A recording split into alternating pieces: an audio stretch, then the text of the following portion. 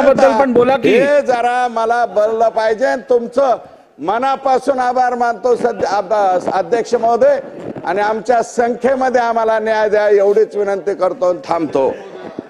जितेंद्र आव्हाड, 2-2 मिनिटात 3 सदस्य फक्त अजून बोलतील. जितेंद्र आव्हाड बोलतील, विश्वजित कदम आणि नितीन राऊतजी. संपलं. माननीय मुख्यमंत्र्यांनी 2-2 मिनिटं. माननीय मुख्यमंत्र्यांनी 2 मिनिटात पत्र पाठवा. बोला बोला बोला. माननीय मुख्यमंत्र्यांनी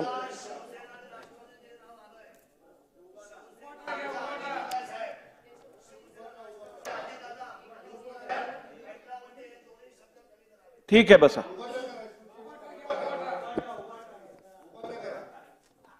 माननीय मुख्यमंत्री यांनी मांडलेल्या अभिनंदनाच्या ठरावावरती मी इथे बोलण्यासाठी उभा राहिला आहे.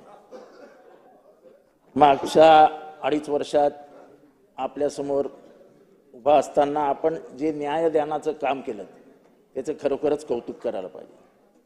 खास करून जेव्हा वरती आपले वाद चालू होते 2 पक्षांचे, त्याच्यामध्ये आपली भूमिका जी नॉन बायस्ड होती त्याचं तर मनापासून कौतुक केलं पाहिजे.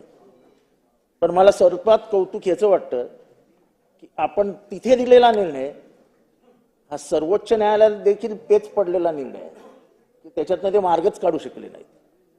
त्यामुळे आपल्या न्यायदानाचं कौतुक सर्वोच्च न्यायालयाने केलं आणि आपली नेमणूक आता नवीन 10th शेड्यूल इम्प्रूव्हमेंट कमिटीमध्ये झालेली आहे. ही गोष्ट खरी आहे की 10th शेड्यूलमध्ये इम्प्रूव्हमेंट व्हायला पाहिजे, नाही तर पक्ष टिकणारच नाहीत. अध्यक्ष महोदय, विरोधी पक्षाच्या संख्येवरती बरेच जण बोलले, बरेच जण जे काय बोलले ते मला कौतुक वाटतंय. देवेंद्रजी फडणवीसांचं 2014 ते 2019 नंतर जे काय अदला बदल झाले, पण कधीही त्यांच्या वागण्यात 2014 साली ते मुख्यमंत्री झाल्यानंतर कधीही कुठेही बडेजावपणा नव्हता. एक प्रकारची सगळ्यांना सांभाळून घेण्याची त्यांची सवय होती आणि ती सवय म्हणूनच ते आज बोलले की विरोधी पक्षाशी संवाद साधायला हवा. मी कायम बाहेर म्हणत आलोय की महाराष्ट्राच्या राजकारणामध्ये आपलेपणा होता, पण आजकाल बघायला मिळतो तो द्वेष. मुख्यमंत्री महोदय, आपल्या तोंडातनं हा शब्द जेव्हा येतो की संवाद साधायला हवा, तेव्हा आपण सभागृहाचे नेते आहात. हा सभागृहाचा शब्द आहे असं मी मानतो. विरोधी पक्षाची संख्या किती आहे फार काय डोक्यावर मनावर घेण्यासारखं नाही आहे.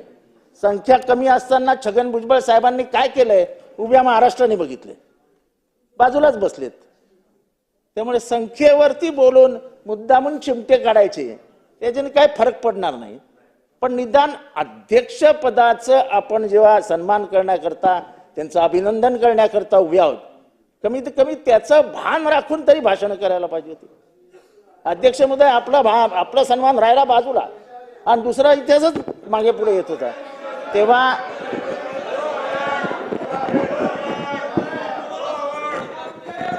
तेव्हा आम्ही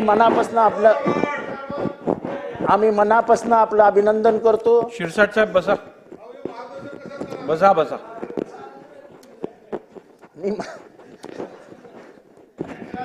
हे विश्वप्रवक्त्यांच्या खालीच आहेत. अध्यक्ष महोदय, म्हणून मी आपलं मनापासून अभिनंदन करतो. आणि आपण मागच्या 2.5 वर्षात जी परंपरा पाळली तीच परंपरा याच्या पुढे कायम ठेवाल. आणि आपल्या दालनात आल्यावरती चांगली कॉफी आणि ताजमधले केक हे अजूनही आम्हाला मिळतील. आणि ज्या हसऱ्या चेहऱ्याने आपण इथे बसता त्याच हसऱ्यांनी तिथे बसून आम्हाला न्याय द्याल अशी अपेक्षा व्यक्त करतो. आणि संख्येवर न जाता छगन भुजबळांचं उदाहरण आम्ही पारू एवढीच या ठिकाणी आपल्याला सांगतो. जय हिंद, जय महाराष्ट्र.